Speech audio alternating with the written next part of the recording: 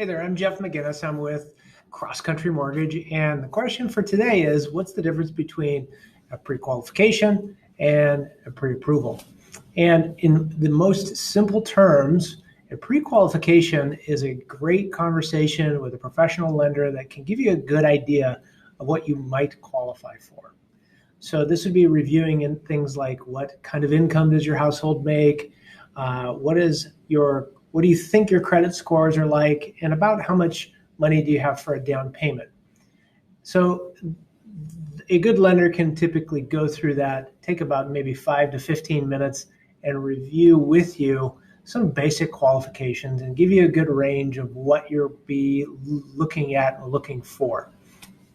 A pre-approval is actually a little bit of work, so it does take some time. A good lender will give you some homework to verify everything that you've talked about on the pre-qualification. So asking for things like W-2s and tax returns, pulling credit, looking at asset statements, and reviewing that with the loan officer as an individual or possibly with their team, so that the type of loan and the documentation that you provide match with the qualifications that are required by that particular program.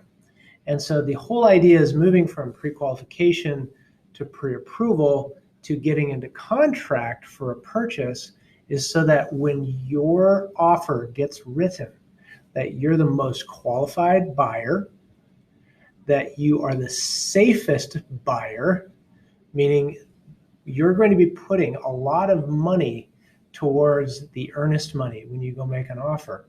And if it's a competitive environment, you may have to or consider waiving certain conditions on that contract so that you are the most attractive buyer. So if you've done all your homework, if you've done all the work up front, there should be no reason why you wouldn't be absolutely confident in being able to compete in a highly competitive marketplace.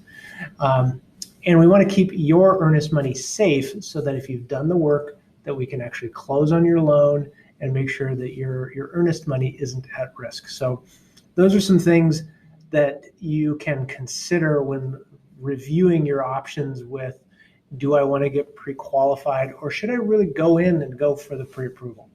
Hope this has been helpful. I'm Jeff McGinnis with Cross Country Mortgage. Feel free to reach out to me at any time.